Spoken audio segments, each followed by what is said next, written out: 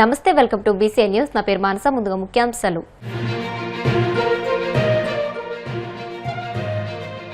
తెలంగాణ జనసేనలోకి పలువురు ప్రముఖుల చేరిక. పవన్ కళ్యాణ్ సమక్షంలో పార్టీ కండువా కప్పుకున్న నేతలు.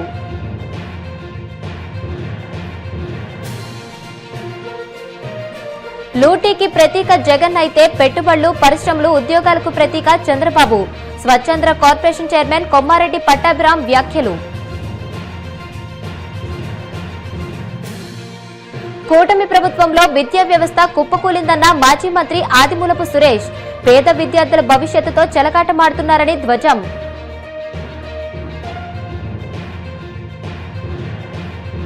గోవింద నామస్మరణతో మార్మోగిన కోనసీమ తిరుమల. వాడపల్లి వెంకన్న దర్శనానికి పోటెత్తిన భక్తజనం. తెలంగాణలో పార్టీ బలోపేతం దిశగా జనసేన పార్టీ కీలక అడుగులు వేస్తుంది. హైదరాబాద్ లో రాజకీయ, విద్య, కార్మిక రంగాలకు చెందిన పలువురు ప్రముఖులు జనసేన పార్టీలో చేరారు. పార్టీ అధ్యక్షుడు, ఆంధ్రప్రదేశ్ ఉప ముఖ్యమంత్రి పవన్ కళ్యాణ్ వారికి పార్టీ కండువాలు కప్పి సాదరంగా ఆహ్వానించారు. త్వరలో జరగనున్న జీహెచ్ఎంసీ ఎన్నికలతో పాటు 2028 తెలంగాణ అసెంబ్లీ ఎన్నికల్లోనూ జనసేన పోటీ చేస్తుందని పవన్ కళ్యాణ్ ఇప్పటికే స్పష్టం చేశారు. ఈ నేపథ్యంలోనే క్షేత్రస్థాయిలో పార్టీని పటిష్టం చేసే వ్యూహంలో భాగంగా ఈ చేరికలు ప్రాధాన్యత సంతరించుకున్నాయని అన్నారు.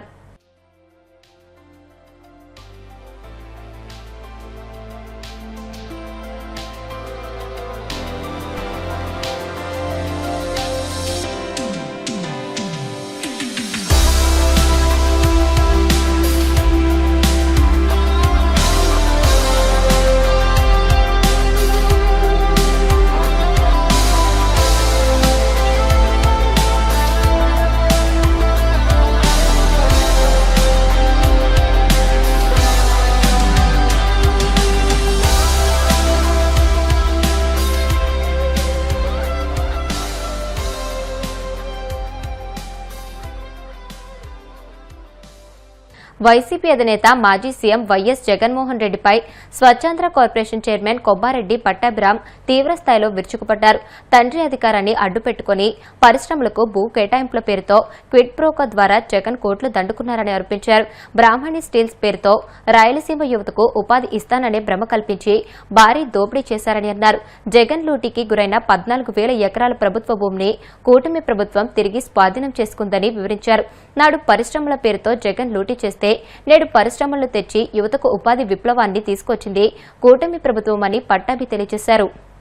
వార్తాపత్రికల్లో మనం చూసినటువంటి ప్రధానమైనటువంటి వార్త ఏంటంటే, గతంలో వైఎస్ రాజశేఖర రెడ్డి గారు ముఖ్యమంత్రిగా ఉన్నటువంటి సందర్భంలో ఆయన కుమారుడు జగన్మోహన్ రెడ్డి ఏ విధంగా అయితే తన తండ్రి యొక్క ముఖ్యమంత్రి పదవిని అడ్డుపెట్టుకుని కోట్ల రూపాయలు క్విడ్ ప్రోకో ద్వారా తాను సృష్టించినటువంటి సంస్థల్లోకి నిధులు మళ్లించుకున్నాడో, వందల వేల ఎకరాల భూముల్ని పరిశ్రమల స్థాపన పేరుతో తనకి కావలసినటువంటి కంపెనీలకి దారాదత్తం చేసి దానికి ప్రతిఫలంగా క్విడ్ ప్రోకో ద్వారా జగతి పబ్లికేషన్స్ కానివ్వండి, ఇందిరా టెలివిజన్ కానివ్వండి, సండూర్ పవర్ కానివ్వండి, ఇటువంటి అనేక కంపెనీల్లోకి క్విడ్ ప్రోకో ద్వారా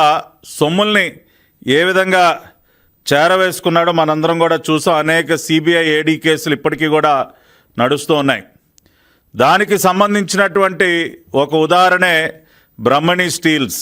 మరి కడప జిల్లాలో తానేదో కొన్ని వేల మందికి ఉద్యోగాలు కల్పించడం కోసం, ఉపాధి కల్పించడం కోసం పెద్ద పరిశ్రమని తీసుకువస్తున్నానన్న ఒక భ్రమని సృష్టించి ఆ రోజున దాదాపుగా 14,000 ఎకరాల భూముల్ని ఆ రోజున బ్రహ్మణి స్టీల్స్కి కట్టబెట్టినటువంటి వైనం. అంటే పరిశ్రమల స్థాపన ముసుగులో జగన్ రెడ్డి ఏ విధంగా లూటీ చేశాడన్నదానికి ఒక ప్రత్యక్ష ఉదాహరణ బ్రహ్మణి స్టీల్స్. మొన్న మధ్యనే మరి గౌరవ ముఖ్యమంత్రి వర్యులు చంద్రబాబు నాయుడు గారి చేతుల మీదుగా కడప జిల్లాలో మరి జిందాల్ కంపెనీ వారి సహకారంతో ఏర్పడుతున్నటువంటి స్టీల్ ప్లాంట్కి చంద్రబాబు నాయుడు గారి చేతుల మీదుగా శంకుస్థాపన జరిగినటువంటి కార్యక్రమాన్ని మనం కళ్ళారా చూసాం.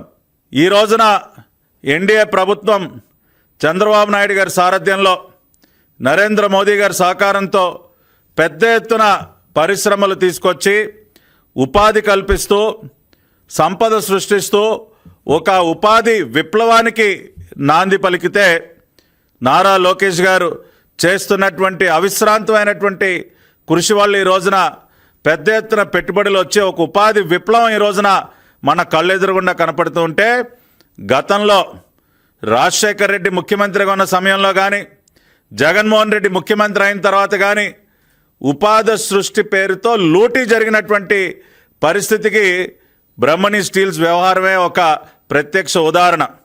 ఒక్కసారి మనం దీని పూర్వాపరాల్లోకి వెళ్ళినట్లయితే, మరి కడప జిల్లాలో స్టీల్ ప్లాంట్ ఏర్పాటు పేరుతో 14,000 ఎకరాల భూమిని, జమ్మలమడుగు దగ్గర 14,000 ఎకరాల భూమిని ఆ రోజున వైఎస్ రాజశేఖర రెడ్డి ప్రభుత్వం జీవో నంబర్ 785 డేటెడ్ 8/6/2007 ద్వారా ఆ రోజున బ్రహ్మణి స్టీల్స్కి కేటాయించడం జరిగింది. ఎవరిది ఈ బ్రహ్మణి స్టీల్స్ అని ఒక్కసారి మనం కనుక ఈ బ్రహ్మణి ఇండస్ట్రీస్ అన్నది ఒకసారి కనుక మనం పరిశీలించినట్లయితే, మరి ఓబులాపురం మైనింగ్ కంపెనీ, గాలి జనార్దన్ రెడ్డి, మరి ఇతర ప్రముఖులు ఎవరైతే ఉన్నారో ఓబులాపురం మైనింగ్ కంపెనీ వెనుక మరి అదే వ్యక్తులు ఆ రోజున బ్రహ్మణి ఇండస్ట్రీస్ పేరుతో ఒక స్టీల్ ప్లాంట్, బ్రహ్మణి స్టీల్ ప్లాంట్ని ఏర్పాటు చేస్తామని చెప్పి ఒక ప్రతిపాదన తీసుకొచ్చి 14,000 ఎకరాలు జీవో నంబర్ 785 ద్వారా కారు రాష్ట్రంలో కూటమి ప్రభుత్వం అధికారంలోకి వచ్చిన తర్వాత విద్యా వ్యవస్థను పూర్తిగా భ్రష్టు పట్టించిందని మాజీ మంత్రి ఆదిమూలపు సురేష్ మండిపడ్డారు. కేవలం ప్రచార ఆర్భాటాలు, రంగుల ప్రకటనలపై ఉన్న శ్రద్ధ, పేద పిల్లల చదువులు, వారి ప్రాథమిక వసతులపై లేకపోవడం ప్రభుత్వ ఉదాసీనతకు అద్దం పడుతుందని ఆక్షేపించారు. తాడేపల్లి వైసీపీ కేంద్ర కార్యాలయంలో ఆయన మీడియాతో మాట్లాడుతూ, నాడు జగన్ హయాంలో అంతర్జాతీయ స్థాయి ప్రమాణాలతో కార్పొరేట్ సంస్థలు అసూయపడేలా వెలిగిపోయిన ప్రభుత్వ పాఠశాలల్లో నేడు చంద్రబాబు, లోకేష్లు కలిసి మళ్లీ 2014-19 నాటి చీకటి రోజుల్లోకి అధ్వాన స్థితికి దిగజార్చారని తీవ్రస్థాయిలో ధ్వజమెత్తారు. జగన్ గారి నాయకత్వంలో ఒక పెద్ద ఎక్సర్సైజ్ చేసి మొదటి రోజు నుంచి వారం రోజుల లోపల పుస్తకాలు కానివ్వండి, యూనిఫామ్లు, బెల్ట్లు, షూజు, బ్యాగులు అన్నీ అందించే ఒక అలవాటు ఉండేది. కానీ ఇప్పుడు మనం చూస్తూ ఉంటే ఈ కూటమి సర్కార్ అధికారంలోకి వచ్చిన తర్వాత విద్యా వ్యవస్థ పూర్తిగా చతికిలపడిందని చెప్పొచ్చు. సమస్యలతోటి సతమతం అవుతుందని చెప్పడానికి ఉదాహరణ, ఇప్పుడు నేను ఈ నెల రోజులు అయినా కూడా, బళ్ళు ఓపెన్ చేసి నెల రోజులైనా కూడా ఇప్పటికీ కూడా ఎంతో ఆర్భాటంతో ప్రారంభించినటువంటి ఈ ప్రభుత్వ పథకాలు ఏవైతే ఉన్నాయో, విద్యామిత్ర కిట్లు ఇంతవరకు ఇంకా అందలేదు, బూట్లు ఇంకా అందలేదు, బెల్ట్లు అందలేదు, పాఠ్యపుస్తకాలు కానివ్వండి, నోటు పుస్తకాలు కానివ్వండి అరకొరగా మరి జిల్లాలకు చేరాయి, స్కూళ్ళకు అందాయి. అవి కూడా ఇంకా చాలా చోట్ల అందాల్సి ఉన్నాయి. గతంలో మిగిలిపోయినవి ఏవైనా ఉంటే ఆ షూజు, ఆ యొక్క బెల్టులు ఇచ్చి అడ్జస్ట్ చేసే కార్యక్రమం చేస్తూ ఉన్నారు. బ్యాగులు ఇంతవరకు అందలేదు. బ్యాగులు ఎందుకు అందట్లేదని చెప్తే కథనాలు ఈరోజు మనం చూస్తూ ఉన్నాం. అనేక కారణాలు చెప్తా ఉన్నారు దాని గురించి. అసలు కారణం ఏంటో నేను ఖచ్చితంగా వివరిస్తాను.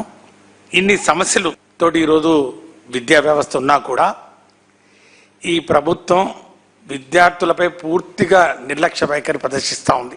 ప్రచారాలతో సరిపెడతా ఉంది. బడ్జెట్ కేటాయింపుల్లో అత్యధికం ప్రచారానికి కేటాయించి ప్రచారాలతోటే విద్యా వ్యవస్థకు అన్ని హంగులు ఆపాదించి ప్రజలను, తల్లిదండ్రుల్ని మభ్యపెట్టే కార్యక్రమం చేస్తూ ఉంది. ఈరోజు కొన్ని అంశాలు మేము ఖచ్చితంగా ఈ రాష్ట్ర ప్రజలకు తెలియజేయాల్సినటువంటి అవసరం ఉంది. ప్రధానంగా ఈ రాష్ట్రంలోని ప్రభుత్వ పాఠశాలల పరిస్థితి మరీ దారుణంగా తయారైంది. మరి గతంలోకి బ్యాక్ టు ఓల్డ్ డేస్.